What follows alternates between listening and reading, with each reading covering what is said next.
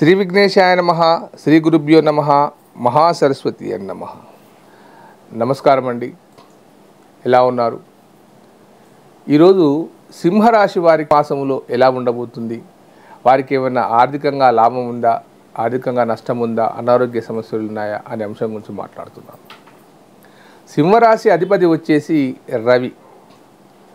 సింహరాశి వారు ఎవరైనా కానీ సింహంలోనే ఉంటారండి, అందులో అనుమానపడవలసిన అవసరం లేదు. వీరికి మకా 4 పాదాలు, పుబ్బా 4 పాదాలు, ఉత్తరా పలుకుని 1 పాదం కలుపుకుంటే సింహరాశిగా ఏర్పడింది. అది మకా 4 పాదాల వారు ఎవరైతే ఉంటారో వారికి కేతు మహర్దశతో జీవితం ప్రారంభం అవుతుంది. కేతు దానికి అధిపతి కాబట్టి వారు వైడూర్యాన్ని ధరిస్తే చాలా చక్కగా ఉంటుంది. ఈ కేతు 7 సంవత్సరాలు, శుక్రుడు 20 సంవత్సరాలు, రవి 6 సంవత్సరాలు, చంద్రుడు 10 సంవత్సరాలు, కుజుడు 7 సంవత్సరాలు, రాహు 18 సంవత్సరాలు. అంటే ఉదాహరణ 27 సంవత్సరాలు దాటిన మకా నక్షత్రం వారు ఎవరైతే ఉంటారో వారికి రవి మహాదశ నడుస్తుందని అర్థం. అలాగే పుబ్బా 4 పాదాల వారికి వీరి అధిపతి శుక్రుడు కాబట్టి వజ్రాన్ని ధరించాలి. శుక్ర మహాదశతో జీవితం ప్రారంభమవుతుంది. వీరికి శుక్రుడు 20 సంవత్సరాలు, రవి 6 సంవత్సరాలు, చంద్రుడు 10 సంవత్సరాలు, కుజుడు 7 సంవత్సరాలు, రాహు 18 సంవత్సరాలు, ఇకపోతే గురువు 16 సంవత్సరాలు. వీరికి 26 సంవత్సరాలు దాటిన వారికి చంద్రమహాదశ నడుస్తుంది. మానసికంగా ఇబ్బందిదాయకంగా ఉంటుంది ఈ పుబ్బా నక్షత్రం 4 పాదాల వారికి. చివరిగా ఉత్తరా పలుగుని 1వ పాదం వారికి వీరికి రవి మహాదశతో జీవితం ప్రారంభమవుతుంది.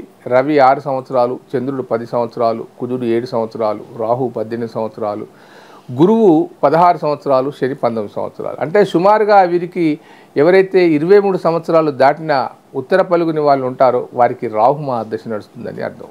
ఉత్తర పలుగుని 1వ పాదమే చెప్తున్నాను. రాహు మహాదశ చాలా ఇబ్బందిదాయకమైంది. ఆర్థికంగా చాలా దెబ్బతీస్తుంది, చెడు వ్యసనాలను కల్పింపజేస్తుంది. కాబట్టి అది చూసుకోవాల్సిన అవసరం ఎంతైనా ఉంది. ఇక ఆగస్టు మాసంలో ఈ యొక్క సింహరాశి వారికి గ్రహ సంచారం వల్ల ఏ విధంగా ఉంటుంది? రవి వీరికి అనుకూలంగా లేడు. తర్వాత ఉండే 2 గ్రహాలు మాత్రమే అనుకూలంగా ఉన్నాయి. ఒకటి శుక్రుడు, తర్వాత దాంట్లో రాహు అష్టమంలో ఉన్నాడు. ఈ రాహు అష్టమంలో ఉంటే చాలా ఇబ్బందిదాయకంగా ఉంటుంది. మానసికంగా కుంగిపోతారు, అనుకున్న పనులు కావు, చెడు వ్యసనాలకు అలవాటు పడిపోతారు, సమాజంలో గొప్ప గౌరవం ఉండదు, మీరు ఏం చేసినా కానీ మీకు ఫలితాలు లేకుండా ఉంటాయి. శుక్రుడు 1వ స్థానంలో ఉన్నాడు కానీ అంత పెద్దగా లాభించడు.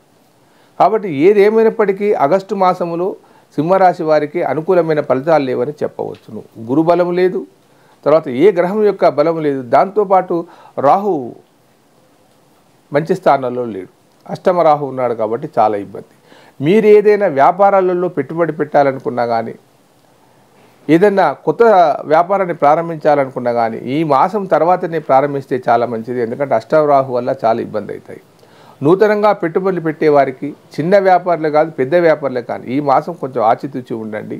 ఇది శ్రావణ మాసం. ఈ మాసంలో భక్తి కార్యక్రమాలలో ఉండండి, దైవారాధన చేయండి.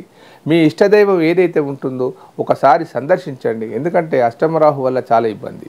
ఈ రాహు దోషాలు ఎవరికి ఉన్నా కానీ, సింహరాశే కాదు రాహుకేతుల దోషాలు ఉన్నా కానీ రాహు సరిపోనప్పుడు మనం ఏం చేయాలంటే దుర్గాదేవిని ఆరాధించాలి. అది ఇప్పుడు ఆరాధించాలి. ఎలా ఆరాధించాలి? చిన్న మంత్రం చెప్తాను. ఓం ధూమ్ దుర్గే నమః, ఓం ధూమ్ దుర్గే నమః. ఈ మహామంత్రాన్ని 3 అక్షరాలే కావచ్చు కానీ చాలా శక్తివంతమైంది. ఈ మంత్రాన్ని నిరంతరం చదవండి. మీరు నిరంతరం చదివితే చాలా తగ్గిపోతుంది. ఇంకొక విషయం ఏమిటంటే రాహు దోషాల వల్ల బాధపడుతున్న వారికి మీరు దుర్గామాత దేవాలయమైన కానీ ఏదైనా స్త్రీమూర్తి యొక్క దేవాలయానికి సాయంకాలం వేళలో అంటే సుమారు చివరి హారతి టైంలో వెళ్ళాలి. ఎందుకంటే దుర్గాదేవి భక్తుడు రాహు ఆ సమయంలో దేవాలయానికి వచ్చేసి ఉంటాడు. అక్కడ చూసే భక్తులందరినీ కూడా అమ్మవారి యొక్క అనుగ్రహాన్ని పొందడానికి వచ్చిన భక్తులందరినీ కూడా కొంచెం శాంతించి వీళ్ళు మనవాళ్ళే అనుకొని తగ్గిస్తాడు. అలాగే అమ్మవారి ముందు ఉండే సింహం యొక్క వాహనం ఉంటుంది.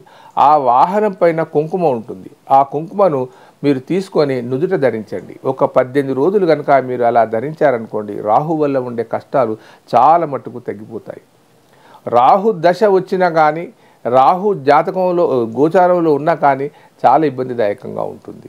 ఇకపోతే సింహరాశి వారికి ప్రభుత్వ ఉద్యోగాల గురించి వెంపర్లాడే వారికి ఈ మాసంలో అంత పెద్దగా లాభాలు ఏమీ లేవు. ట్రాన్స్ఫర్ విషయంలో మీరు స్థిరంగానే ఉంటారు. ట్రాన్స్ఫర్ కావడానికి అనుకూలమైన విషయాలు కాదు. వివాహ విషయాల్లో మీరు ఎంత కష్టపడ్డా కానీ వివాహం ఈ మాసంలో మాత్రం ప్రయత్నాలు చేసినా కానీ ఫలించవని చెప్తున్నాను. ఇకపోతే శుభకార్యాల జోలికి వెళ్ళకండి. ఏదైనా నూతన గృహాలు కొన్నా కానీ, ఏదైనా స్థలాలు విక్రయించాలనుకున్నా కానీ, ఏదైనా విదేశాలకు వెళ్ళాలనుకున్నా కానీ ఈ సమయం అనుకూలమైనది కాదు. ఈ మాసంలో ఓపికగా ఉండండి. ఇకపోతే జాతకాల విషయానికి వస్తే ఎవరి జాతకంలోనైనా కానీ సింహరాశి కానీ మేషం, వృషభం, మిథునం, కర్కాటకం, సింహం, కన్య, తుల, వృశ్చికం, ధనస్సు, మకర, కుంభరాశుల్లో ఎవరికైనా కానీ జాతకంలో కనుక రవి మేషరాశిలో కనుక ఉండేది ఉంటే ఉచ్చస్థానాన్ని పొంది చాలా అద్భుతంగా ఫలితాలు ఉంటాయి. అదే రవి కనుక ఒకవేళ ఆయన తులారాశిలో ఉన్నాడు అనుకోండి, ఎవరి జాతకంలోనైనా కానీ అప్పుడు నీచస్థానాన్ని పొంది ఆత్మస్థైర్యం కోల్పోయి వారి జీవితం అస్తవ్యస్తంగా ఉంటుంది. గ్రహాలు నీచత్వాన్ని పొందినప్పుడు ఆ గ్రహం ఇచ్చే ఫలాలు ఉండవు. దశ వచ్చినా కానీ సరిగా పనిచేయదు. అంతర్దశ వచ్చినా కానీ సరిగా పనిచేయదు. దానికి పరిష్కార మార్గం ఏం చెప్తుందంటే మన జ్యోతిష శాస్త్రం దాన్ని ఉపచారాలు చేయడం, ఏదో ఒక మంత్రాన్ని తీసుకొని ఆరాధించడం, ఆ గ్రహాన్ని ఆరాధించినప్పుడు చాలా మట్టుకు తగ్గుతూ ఉంటుంది. ఇకపోతే కుజుడు ఎవరి జాతకంలోనైనా కానీ కుజుడు అతను మకర రాశిలో ఉంటే ఉచ్చస్థానాన్ని పొందుతాడు. కర్కాటక రాశిలో కనుక ఉండేది ఉంటే నీచస్థానాన్ని పొందుతాడు. అప్పుడు కుజుడిచ్చే ఫలితాలు ఉండవు. కుజుని వల్ల నష్టమే జరుగుతూ ఉంటుంది. ముఖ్యంగా మనకు గురుగ్రహం, ఈ గురుగ్రహం కనుక మనకు కర్కాటక రాశిలో ఉందనుకోండి, అది ఉచ్చస్థానాన్ని పొంది బ్రహ్మాండంగా ఉంటుంది ఎవరికైనా కానీ అదే గురువు కనుక మనకు మకర రాశిలో ఉన్నాడనుకోండి, నీచస్థానాన్ని పొంది చాలా ఇబ్బందిదాయకంగా ఉంటారు. ఇవి జాతకాలలో మనం విశ్లేషించుకునే విషయాలు. నేను అనేది ఏమిటంటే గోచారం అనేది కేవలం ఒక సంవత్సర కాలాన్ని విశ్లేషిస్తుంది. కానీ మన జీవితంలో గొప్పగా ఉండాలనుకుంటే, గొప్ప విషయాలు సాధించాలనుకుంటే మీరు జాతకం ద్వారానే అవుతుంది కాబట్టి వేరే విధంగా కాదు.